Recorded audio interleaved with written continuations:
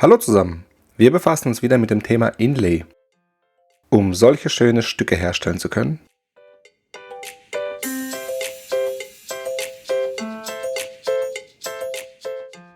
Beim Inlay geht es darum, zwei verschiedene Hölzer ineinander zu setzen, damit sie ohne einen Spalt eine Einheit bilden. Hierfür wird eine Excel benötigt, die euch beim Einstellen der Parameter unterstützt. Starten wir mit etwas Theorie und den ganzen Begriffen. Wir haben hier zum einen das Basisstück, das besteht aus diesem Dreieck im Eingriff und hier diesem Dreieck hinzu. Das Inlay-Stück besteht aus der Trägerplatte, dem Inlay-Offset oder Abstand oben, diesem kleinen Dreieck, dem Inlay hinzu und dem Inlay im Eingriff. Die Vorteile von dieser Schräge, ich glaube, sind sehr offensichtlich, aber trotzdem erwähne ich es mal kurz. Und zwar, man könnte ja auch den Eingriff vom Male- und Female-Stück geradwandig machen. Das Problem ist aber, das wird nie ganz formschlüssig und man wird immer so einen kleinen Spalt dazwischen sehen. Deswegen ist so eine, jetzt bin ich schon jetzt falsch eingeblendet, deswegen ist so eine Schräge einfach besser. Auch wenn man das Ganze runterschleift, bleibt es immer schön formschlüssig. Deswegen wollen wir diese Schräge. Die ist aber nicht ganz einfach mit Fusion zu machen. Und genau deswegen gibt es ja auch dieses Video. Doch wie genau startet man eigentlich? Ich muss sagen, ich starte mit der Excel-Liste und mache schon im Vorfeld ein paar Gedanken. Gewisse Sachen sind auch irgendwo gegeben. Bei mir ist zum Beispiel das ganze Inlay begrenzt. Das ist ein Starkfurnier mit 4 mm. Da ich noch 0,3 mm abplanen möchte, um eine ebene Fläche zu haben, bleiben noch 3,7 mm. Das ist einfach gegeben. Das kann ich nicht verändern, bedingt durch das Material, durch das Starkfurnier. Und deswegen macht es auch vielleicht alles ein bisschen einfacher. Okay, starten wir einfach mal mit dieser Excel-Liste. Man kann sehen, hier ist so eine Mittellinie, das ist die Trennung zwischen Female und Male. Ich sag mal, man arbeitet es einfach von oben nach unten ab, von links nach rechts. Man kann aber auch von rechts nach links, das ist gar nicht so wichtig. Man kann hier sehen, das Female-Stück. Ich muss sagen, ich habe ganz gerne eine Wandhöhe von 3 mm, das finde ich ganz gut. Mehr kann man bei dem Female eh nicht einstellen. Deswegen lassen wir es einfach mal dabei, 3 mm. Und gehen jetzt auf die Male-Seite. Bei der Male-Seite, wie gesagt, habe ich ja ein Starkfurnier von 4 mm, 0,3 will ich hier abplanen, bleiben noch 3,7 mm. Jetzt kann man schon sehen, übrigens ist hier alles gesperrt, mit Absicht, damit man einfach nichts kaputt machen kann. Und jetzt kann man sehen, die grünen Felder, da kann man was eintragen, beziehungsweise muss man was eintragen. Wir haben hier die Trägerplatte. Ich habe hier gesagt, ich will 0,8 mm. Eingabe, Abstand zwischen den Platten oben. Inlay Offset. Gucken wir uns das nochmal kurz an. Zwischen den Platten. Inlay Offset. Also um diesen Abstand geht es jetzt. Da will ich 0,5 mm. Ich will hier 0,5 mm haben. Und hier Eingabe, Inlay im Eingriff, keine Diagonale, zum Beispiel 2,4 mm. Gucken wir uns das gerade nochmal hier an. Es geht um die Höhe zwischen, jetzt habe ich es falsch angeklickt, diese und diese Seite. Hier unten sieht man es auch, 2,4 mm. Also um diese Höhe geht es. Und das definiere ich einfach auf 2,4 mm. Es gab mal eine Version, wo ich gesagt habe, nein, ich mache einfach den Abstand unten, den Abstand oben. Aber es hat sich nicht ganz bewährt, muss ich sagen. Ich finde diese Vorgehensweise besser. Jetzt unterstützt einem die Excel so ein bisschen und sagt schon, okay, Ausgabe, das ist einfach nochmal so geschichtet. Die Trägerplatte hat 0,8, dann ist hier Inlay Offset oder Abstand oben 0,5 mm. Dann ist man im Eingriff 2,4 mm. Und unten hat man nochmal 0,6 mm. Das ist der Abstand unten. Das hier 0,6 mm, das ist der Abstand. Das definieren wir jetzt einfach. Warum macht man denn überhaupt einen Abstand rein? ist es so, wenn jetzt hier was liegen sollte, irgendwelche Späne, irgendein Abfall, dann würde das Inlay nicht bis ganz nach unten kommen und sich schön auf diese Wand hier oder auf diese Flanke hinlegen können. Und das würde dann so in der Luft schweben. Und deswegen bin ich einfach ein Fan geworden, von unten auch ein bisschen Luft zu lassen, damit das hier nicht press anliegt, weil diese zwei Flanken, die müssen press aneinander liegen. Und da darf absolut nichts dazwischen kommen. Und das da unten sieht man ja eh nicht, ob es jetzt schwebt, sage ich jetzt mal. Und deswegen, genau. Okay, man gibt noch das Werkzeug an. Bei mir ist es ein 15 Grad Gravierstichel mit einer Flanke. Das hat in der Summe, hier kann man die Summe sehen, hat es 30 Grad. Jetzt gibt es hier in lila nochmal so ein paar Werte. Jetzt kann man sehen, Ausgabe, Kontaktlänge, Hypertenuse. Also er sagt, hier die Flächen, die aufeinander liegen, haben eine Länge von 2,48 mm. Jetzt können wir mal einfach hier auf haben wir mal 45. Also ich habe das Werkzeug viel, viel flacher gemacht. Jetzt kann man sehen, die Kontaktfläche hat sich vergrößert. Logisch, das Werkzeug ist ja etwas flacher, der Winkel ist nicht ganz so steil und deswegen haben wir viel mehr Kontaktfläche gewonnen. Gleichzeitig sagt er noch Werkzeug im Eingriff auf der Male-Seite, das erkläre ich gleich, und Werkzeug im Eingriff auf der Female-Seite. Diese zwei Werte merken wir uns jetzt mal kurz und gehen zurück zu Fusion. Ich habe den Himmel dunkel gefärbt, damit man die ganzen Informationen hier sehen kann und blende jetzt den Basiskörper aus, weil es jetzt mal nur um das Inlay-Stück gehen soll. Wir rufen alles nochmal kurz in Erinnerung. Also eine Trägerplatte von 0,8 mm, ein Abstand oben, Inlay Offset von 0,5, 2,4 mm im Eingriff und 0,6 mm zum Basiskörper.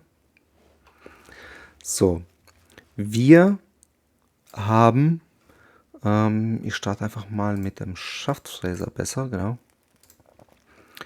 Wir müssen erstmal mit einem Schaftfräser, das ist der hier, erstmal alles freiräumen. Deswegen tasten wir uns hier mit diesem Schaftfräser bis zu diesem kleinen Offset-Dreieck, ich glaube es nennt sich Inlay hinzu, genau, bis zum Inlay hinzu. Da tasten wir uns dran. Und das sind hier die 0,134 mm. Das heißt, später in der Fertigung werden wir diese Kante hier anklicken. Also eigentlich fertigen wir es ja so rum. Wir fahren mit dem Schaftfräser da dran und bleiben 0,134 mm weg. Jetzt schauen wir uns das gerade mal der Excel-Liste an. Wir bleiben auf der linken Seite, Male Inlay. Jetzt kann man sehen, der Schaftfräser, das ist ja der hier. Hier sieht man, es muss etwas abgetragen werden und etwas hinzugefügt werden. Also, wir tragen diese Freifläche ab, aber müssen das Dreieck hinzufügen. Das ist das hier und jetzt kann man sehen, 0,134. Müssen wir mit dem Schaftfräser wegbleiben. Das ist der Schaftfräser. Jetzt gucken wir uns mal den Stichel an. Der Stichel ist so im Eingriff. Natürlich lässt auch das hier stehen, die 0,134 mm. Und hier kann man sehen, und das ist das, was uns die Excel-Liste gezeigt hat, 2,485. 2,48, okay, die dritte Stelle fehlt. Das hier ist im Eingriff. Das können wir auch hier sehen. Also da berühren sich die zwei Inlay-Flächen. Und diesen Wert hier, die Werkzeug im Eingriff Male, war das hier? Ja, die 1,55 mm ist das hier. Ein Schaftfräser ist im Querschnitt gesehen Also hier an dieser Stelle, also von diesem bis zu diesem Punkt, ist er ja rund. Das ist, wenn er sich dreht, ist er ja rund. Und da hat er an dieser Stelle, um diesen ganzen Inlay-Körper noch bearbeiten zu können, hat er an der dicksten Stelle 1,55 mm. Das ist wichtig, wenn man später in gewisse Ecken reinfahren wollen. Da muss uns einfach bewusst sein, wir können nicht tiefer in die Ecken, weil irgendwo die Bauform vom Fräser uns im Weg ist. In einem späteren Beispiel wird es ein bisschen verständlicher, was damit gemeint ist und wie wir das Problem umgehen können. Aber trotzdem muss uns einfach bewusst sein, das ist ja eine physikalische Grenze vom Fräser. Also wenn das ein riesen Fräser ist mit einem 20 mm Schaft, da kommen wir nirgendwo mehr rein.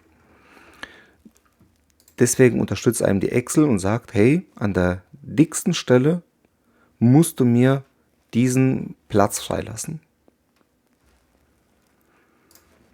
Also mir ist bewusst, das ist sehr, sehr komplex. Ich hoffe, ihr könnt mir noch folgen. Okay, das ist dieser Wert hier.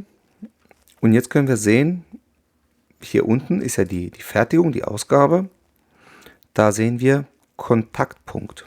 Und der ist wirklich sehr, sehr wichtig.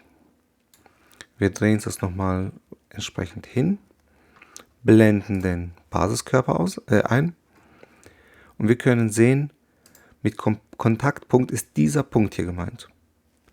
Denn diese Fläche hier ist ein fiktiver Wert, mit dem Fusion eigentlich an sich nichts anfangen kann, genau wie dieser Punkt hier. Bei allem, was wir machen, beziehen wir uns immer auf diesen Punkt hier, wohlgemerkt beim Mailstück. Wir sagen der Excel-Liste später, von hier musst du fräsen, dass er in Wirklichkeit uns hier was wegnimmt, das weiß der gar nicht. Das macht er eigentlich blind. Ja, ich sehe gerade, das ist ja ausgeblendet. Genau, und um diesen Kontaktpunkt hier geht es. Den müssen wir auch später auswählen, bei allen Operationen, die wir machen. Das ist hier gemeint, Kontaktpunkt. Das ist genau die Fläche hier. Und da muss Aufmaß, Radial für Kontur, logischerweise auch 0,134 mm wegbleiben. Und auf diese Körperphase komme ich auch später nochmal. Das funktioniert leider nicht immer, da gibt es oft Berechnungsfehler. Aber wenn es funktioniert, ist es eine coole Sache. Okay, das war jetzt mal das Mailstück. Ich beende mal die Skizze, gehe auf das Basiselement, blende jetzt meinen Inlay-Körper aus und blende mal den Schaftfräser ein. Genau. Bei dem Basisstück ist es so, wir haben ja hier eine Tasche, die ja in der Regel sehr, sehr groß ist. Das heißt, wir müssen mit dem Schaftfräser erstmal diese Fläche hier freiräumen. Jetzt ist es ja so, dass das Inlay nur bis zu diesem Punkt hier runterkommt. Es kommt ja gar nicht bis zum Boden. Und deswegen kann man mit dem Schaftfräser dieses kleine Dreieck hier, Dreieck hinzu, einfach wegfräsen. Das hat keine Funktion. Das würde ja nur in der, in der Luft schweben. Und deswegen kann man das mit dem Schaftfräser, einfach wegfräsen, weil man es nicht braucht. Und das ist dieser Punkt hier. Man kann auch sagen, ist ein Gravierstichel ein Schaftfräser? Mit X sagt man ja, also ja, ich habe einen Schaftfräser. Und dann sagt er, hier Dreieck im Eingriff komplett, 0,804. Das gucken wir uns gleich mal an. 0,804. Wenn wir das kleine Dreieck stehen lassen möchten, müssen wir mit dem Schaftfräser von diesem Punkt hier wegbleiben. Von diesem Punkt. Das ist ja unser Kontaktpunkt. Dann müssen wir 0,804 mm wegbleiben. Dann lassen wir das kleine Dreieck stehen. Oder wir sagen Dreieck hinzu, 0,643. Das wäre 643, das wäre bis zu diesem. Ne, vergesst mal, was ich gesagt habe, das war jetzt kompliziert. Das hier, das brauchen wir. Nur Dreieck im Eingriff. 0,161. 0,161. Das heißt, das hier müssen wir wegnehmen. Und dann fährt der Schaftfräser bis hier dran. Man könnte auch hier diesen Kontaktpunkt nehmen und sagen, mich wundert es ein wenig, dass ich es nicht eingeblendet habe, genau. 0,643. Auch ich mache das später so, also ich mache das immer so. Wenn ich mit dem Schaftfräser arbeite, wähle ich immer diesen Kontaktpunkt hier aus, gehe in die Excel-Liste, sage hier 0,643, 0,643 und da fahre ich mit dem Schaftfräser bis an diesen Punkt ran und nehme das kleine Dreieck weg. Das war jetzt der Schaftfräser. Machen wir weiter mit dem Gravierstichel. Das ist tatsächlich sehr, sehr leicht beim Female-Stück, beim Basisstück. Beim Basisstück müssen wir einfach nur sagen, die Gravieroperation, wählen diesen Kontaktpunkt aus, sagen die Tiefe, in dem Fall die 3 mm und das war's. Mehr ist es nicht. Aber auch hier muss uns einfach bewusst sein, wenn wir hier in diese scharfe Ecke wollen, sind wir ja mit unserem Gravierstichel 3 mm im Eingriff. Und dann hat er an der dicksten Stelle einen Durchmesser von 1,608. Gerundet 1,61 mm. Und das ist damit gemeint. Werkzeug im Eingriff. Und warum blende ich das ein? Ganz einfach. Weil wenn man jetzt sagt, okay, ich will natürlich ein Basisstück, ich will hier 10 mm tief eintauchen. Ich will eine Trägerplatte von 2 mm. Das kann man eigentlich stehen lassen. Ich will einen Eingriff 8 mm. Das sind natürlich super Bedingungen. 10 mm hier im Female-Stück, 8 mm im Eingriff, das Inlay. Wir haben hier 8 mm Kontaktfläche. Das ist super. Aber uns muss einfach bewusst sein, dass das Werkzeug, am besten noch ein 45 Grad Stichel, an der dicksten Stelle, also hier, einen Durchmesser von 20 mm hat. Das heißt, wir kommen hier in praktisch gar keine Ecke mehr. Und deswegen blende ich das ein. Und da kann man einfach so sehen, okay, ich befinde mich so ein bisschen auf dem Holzweg. Entweder werde ich mit meinem Gravierstichel ganz, ganz klein, 1 Grad gibt es eigentlich nicht, aber trotzdem, ich werde mit meinem Gravierstichel ganz, ganz spitz. Dann kann man sehen, okay, jetzt bin ich nur noch ganz, ganz wenig im Eingriff. Oder ich reduziere natürlich hier die Fläche. Die Funktion habe ich tatsächlich noch gar nicht erklärt.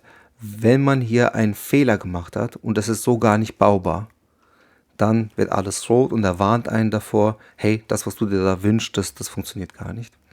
Also man kann sehen, die Ausgabe, weiß ich jetzt gar nicht, an was er das jetzt festmacht, aber wenn es nicht baubar ist, dann wird alles rot. Und er warnt einen davor, hey, das wird so nicht funktionieren. Okay, das waren jetzt mal so die grundlegenden Funktionen.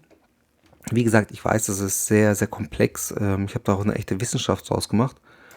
Es gibt Programme, die einem das so ein bisschen abnehmen, das weiß ich. Mir fällt gerade der Name dazu nicht ein. In Fusion ist es leider sehr, sehr aufwendig, aber kostenlos und macht ja auch was her. Okay, das war die Theorie und jetzt gehen wir in die Praxis. Kommen wir zu einem praktischen Beispiel, wie aus dem Video. Wir wollen jetzt hier dieses Vereinslogo fräsen und wir können hier schon die Excel-Einstellungen sehen. Wir schauen uns die kurz mal an. Übrigens mache ich das immer so. Ich füge das jeder Datei, also immer wenn ich so ein Inlay mache, mache ich so einen Screenshot davon, einfach um zu wissen, hat das funktioniert, hat das nicht funktioniert, sah es gut aus oder nicht. Und wenn ich später die Datei aufrufe, kann ich dann gleich sehen, okay, das waren die Einstellungen und die waren gut. Das kann ich euch nur empfehlen. So, meine Trägerplatte hat 0,7 mm, der Abstand oben ist 0,7, ich will 2,3 mm im Eingriff haben, dann ergibt sich unten ebenfalls ein Abstand von 0,7. Wie bereits erwähnt, ist ja die Gesamthöhe irgendwo begrenzt bei mir, 3,7 mm, das ist einfach so, da habe ich ja keinen Einfluss drauf. Und hier die 3 mm auf der Female-Seite. 15 Grad Gravierstichel, die Ausgabe Hypotenuse, also hier, wie viel Millimeter sind wir wirklich im Eingriff? 2,38, das ist sehr viel, glaubt mir, das ist wirklich sehr, sehr viel. Schleift mal wirklich 2,3 mm hier runter, ich werde das ewig brauchen. Das Inlay wird zwar immer kleiner, das Basiselement immer größer, aber das sieht man kaum. Und das Tolle ist halt, es ist wirklich immer formschlüssig zusammen. Okay, wir springen ganz an den Anfang, machen eine kleine Zeichnung. Das ist ja unser Basiselement. Dann kommt schon der Ansichtsbereich, also der Screenshot von der Excel. Dann wird das, ich kann es mal zeigen, so sah das Logo aus. Dann wird diese Fläche, die ich als Inlay haben will, hinein extrudiert, also rausgeschnitten. Dann runde ich irgendwie. Achso, die Außenecken werden gesundet. Das hat ja eigentlich mit dem Video jetzt nichts zu tun. Puh, was mache ich denn hier? Weiß ich jetzt gar nicht mehr. Ah ja, genau. Hier runde ich nochmal so eine kleine Ecke, beziehungsweise 30 Ecken. Wie bereits erwähnt, oder ich weiß gar nicht, ob ich es schon erwähnt habe, ich runde ganz gern meine Ecken. Und zwar schauen wir uns mal hier diese scharfe Ecke an. Da wird der Fräser eh nicht reinkommen. Egal mit welcher Gravieroperation, was wir auch machen, da kommen wir nicht rein. Und deswegen, und das Schlimme ist, das Mailstück wird das kann ich nicht zeigen, das Mailstück, also genau das Negativ, wird ja eine sehr, sehr scharfe Ecke haben und das neigt dazu abzuplatzen. Deswegen, wenn das Inlay-Modell nicht allzu groß ist, dann gehe ich ganz her und runde. Mit 0,2, 0,3, 0,4 mm, je nachdem wie rund ich das haben will.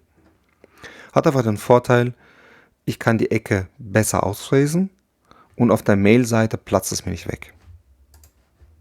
Das kann ich euch wirklich empfehlen. Und diese 0,2, die würden so oder so entstehen, weil wie gesagt, der Fräser kommt da nicht rein. Okay. Als nächstes runde ich wieder irgendwas. Jetzt weiß ich gar nicht. Also, anscheinend habe ich die Ecke vergessen. Hole die einfach nach mit 0,2. Jetzt haben wir unser Basiselement fertig. Wir haben die Ecken etwas gesundet mit 0,2 mm. Jetzt erzeugen wir das Inlay.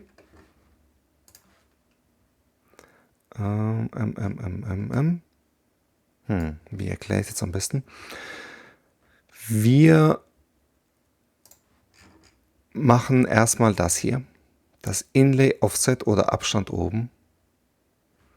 Das wollen wir jetzt als allererstes extrudieren.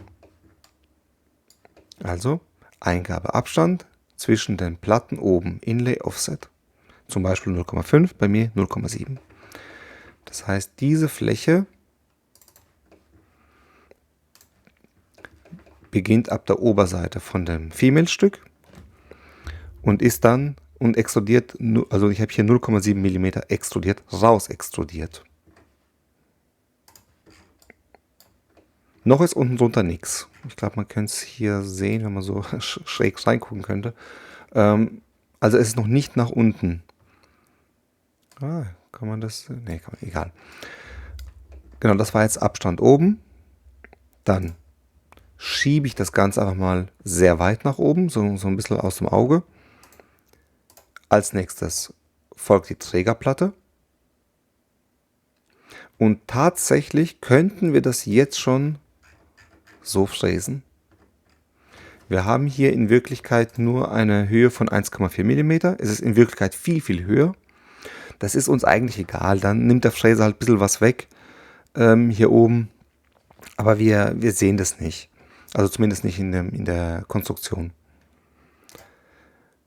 Wir machen das aber ordentlich und sagen, was zeichne ich denn hier eigentlich ein? Ach so, hier fake ich gleich was, aber ich zeige es gleich mal, wieso ich das so mache.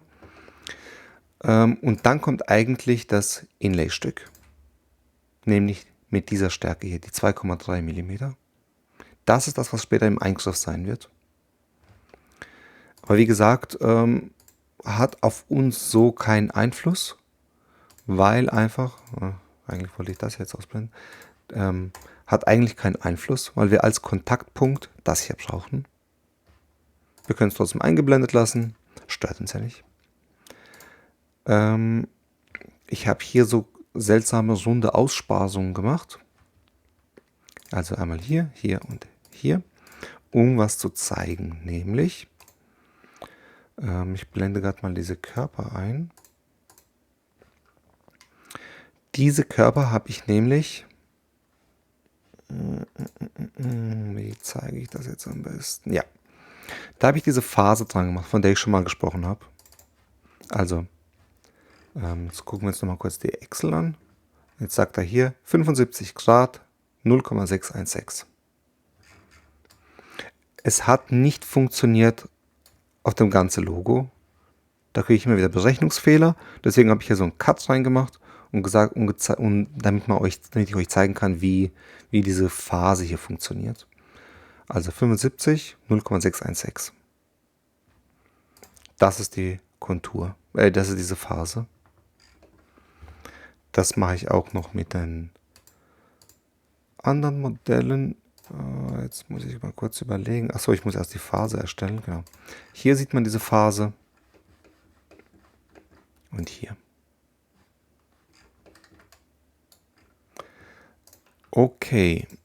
Als nächstes weiß ich gar nicht, was ich hier mache. Achso, ich habe dann das Basisstück noch ein bisschen kleiner gemacht. Das passt. Genau, nochmal eine Skizze. Okay, das ist der Nachbar, für den es als Geschenk gedacht war. Okay, das ist die ganze Konstruktion.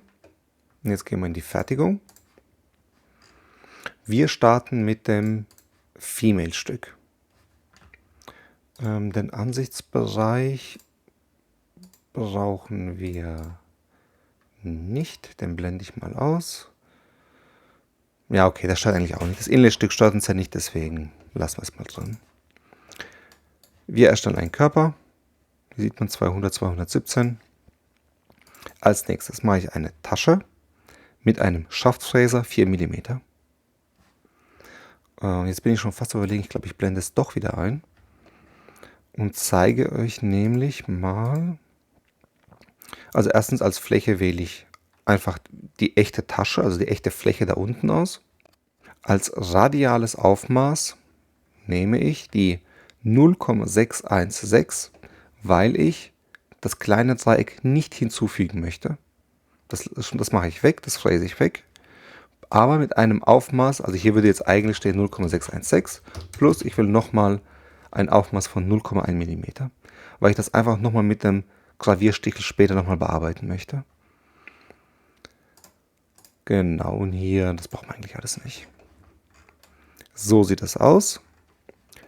Der Schaftfräser räumt das schon mal alles so grob frei.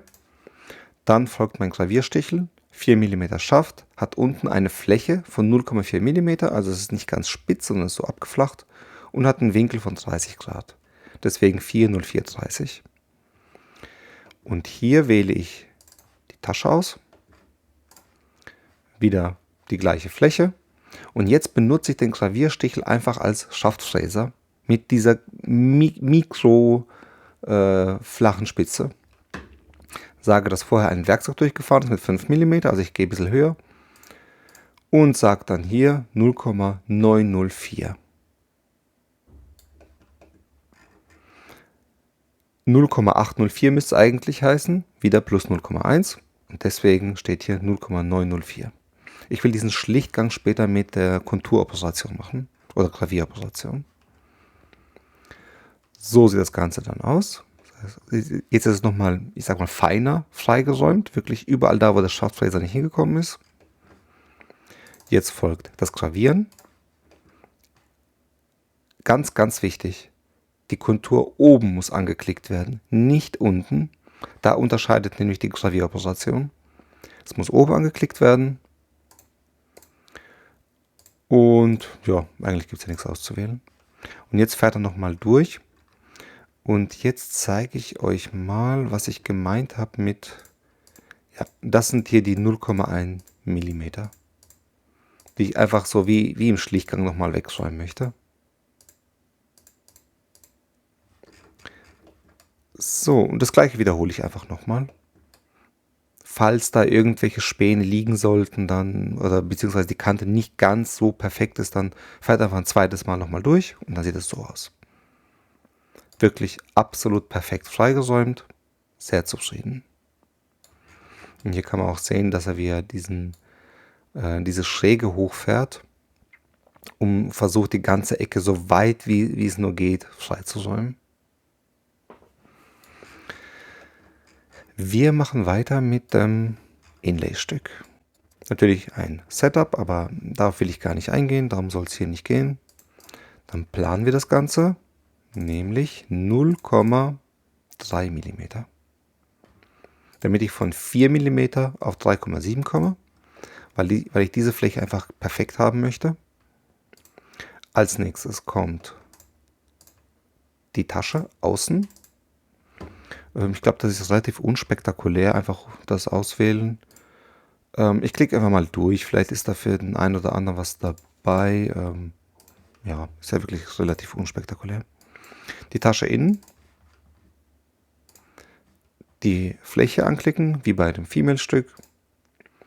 Ich glaube, hier habe ich auch nichts ausgewählt. Das hier könnte interessant sein, 0,288. Woher kommt der Wert? Der kommt von hier. 0, also jetzt müsste wieder stehen 0,188 plus 0,1, weil ich nochmal so einen Schubschlichtgang machen möchte. So steht es, also wie gesagt, ich lasse hier 0,1 stehen, das kann der Gravierstichel später in dem letzten Durchgang nochmal wegnehmen. Das ist diese Tasche.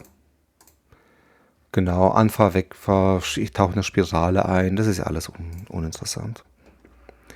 So, dann benutze ich den Gravierstichel als Schaftfräser, deswegen Stichelrest. Wieder, ich habe Ihnen gesagt, okay, vorher ist ein 5 mm Schaftfräser durchgefahren, das heißt, diese ganz großen Flächen brauchst du nicht mehr zu machen. Hier genau dasselbe, also die 0,188 plus 0,1. Genau. Und so sieht es dann aus. Der nimmt dann auch überall noch so ganz klein wenig weg. Das hier ist nicht zerstört, sage ich mal, weil wir diese Schräge später brauchen. Das sieht jetzt hier sehr übel aus. Aber wie gesagt, das hat nichts mit dem späteren Modell zu tun. Hier können wir ja diese eigentliche Schräge sehen, wie es später aussehen soll. Und hier können wir auch sehen, da tasten wir uns sogar, da ist sogar noch Luft. Hier die 0,1 mm, da stehen sie. Müssten wir auch hier sehen. Genau. Und das sind hier die 0,1 mm. So, jetzt gibt es ein Problem. Diese Gravieroperation. Die Gravieroperation funktioniert nur bedingt. Außenstehende Ecken, kann man fast nicht erkennen. Außenstehende Ecken, wenn die sehr spitz sind, werden von der Gravieroperation kaputt gemacht. Deswegen empfehle ich immer die Hohlkehle. Hohlkehle auswählen. Das blende ich mal aus. Das steht uns eh nur im Weg. Als Geometrie können wir das oder das auswählen. Das ist egal. Nur wenn wir halt das unten anklicken, müssen wir halt sagen, muss man halt aufpassen. Wir fangen bei Rohteil Oberkante an und also man muss da ein bisschen vorsichtig sein. Man kann auch das hier auswählen, aber dann sagt man halt, du fängst bei Rohteil Oberkante an bis Auswahl minus 0,5, glaube ich. Also da muss man so ein bisschen, man muss wissen, was man macht mit den Höhen. Aber ich habe jetzt einfach gesagt, okay, die Fläche unten, das konnte ich einfach so auswählen. Flächenkontur, genau. Von Rohteil Oberkante bis Auswahl, also bis diese Auswahl, das musst du machen. Hier habe ich, glaube ich weiß es gar nicht mehr, das ist tatsächlich schon ein bisschen länger her. Ja, hier ist eigentlich auch nichts Spektakuläres dabei. Und so sieht das Ganze dann aus. Ich blende den Körper mal aus. Und so wird diese ganze Schräge hier perfekt ausgearbeitet. Ich blende alles mal wieder ein, aber bis auf das hier, weil ich euch was zeigen möchte. Nämlich, ich lasse das Inlay, das im Eingriff ist, mal stehen, aber mit der Schräge, wie es auch später sein wird. Jetzt gehen wir hier auf die Hohlkehle. Und man kann schon sehen an der hellen Kontur, dass es so perfekt ausgearbeitet wird. Wir suchen uns mal diesen Punkt.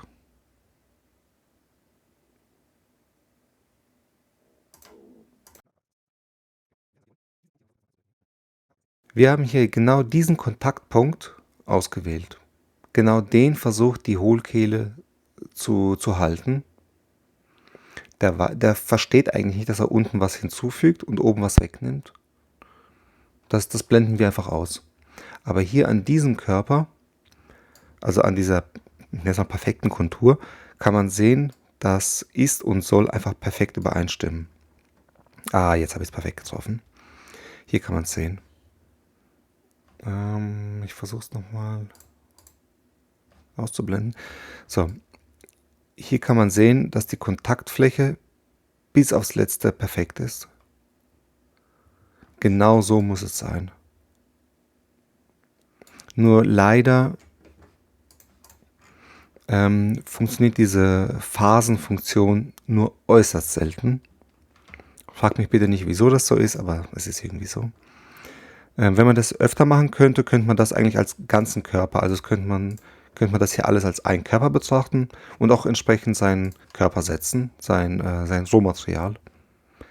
Aber weil es halt so selten funktioniert, muss man halt mit diesem Abstand oben arbeiten. Okay, also jetzt nochmal, diese Kontur. Man hätte auch diese Kontur hier auswählen können. Nur dann, wie gesagt, muss man hier ein bisschen mit den Höhen aufpassen. Wichtig ist nur, dass dieser Kontaktpunkt, habe ich ja vorhin in dieser Simulation, in diesem vereinfachten Modell dargestellt, den müssen wir halten. Nicht, Moment, ich zeige es nochmal. Falsch wäre, diesen Punkt hier auszuwählen, weil sonst würde er ab hier mit der Schräge anfangen und das würde dann niemals in das Female-Stück passen, weil wir ja hier von hier bis hier was hinzufügen und von hier bis hier was wegnehmen. Kann man, glaube ich, genau, also von hier bis hier hinzu und von hier bis hier, wie man es schön sieht, was wegnehmen. Das ist halt ein bisschen tricky, weil wir zwei Sachen gleichzeitig machen, wegnehmen und hinzufügen. Deswegen ist es so, leider so. Okay, gucken wir uns trotzdem nochmal die Gravieroperation an. Achso, das habe ich nur für außen gemacht. Genau. Innen funktioniert es gar nicht. Achso, das war nochmal der Namensschriftzug, den braucht man nicht. Und der Ausschnitt, den brauchen wir auch nicht. Ja, tatsächlich, genau so wird es dann eingesetzt. Und wie man im Video sehen kann, beziehungsweise ich zeige es jetzt gleich, das fräsen wir jetzt und dann zeige ich euch, wie schön das eingesetzt wird.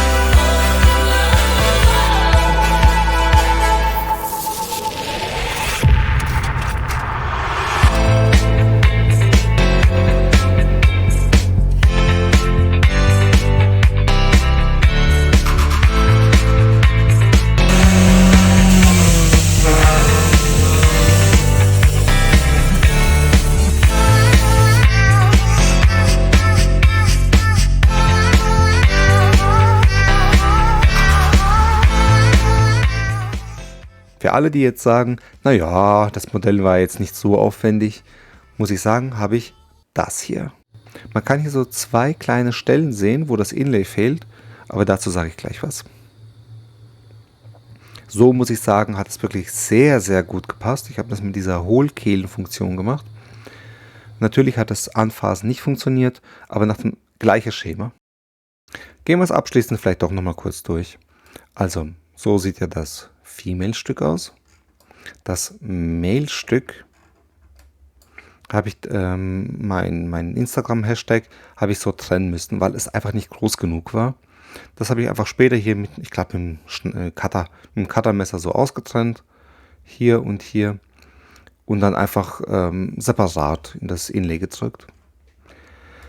So, das absolut gleiche Schema. Da gehe ich jetzt eigentlich gar nicht groß drauf ein.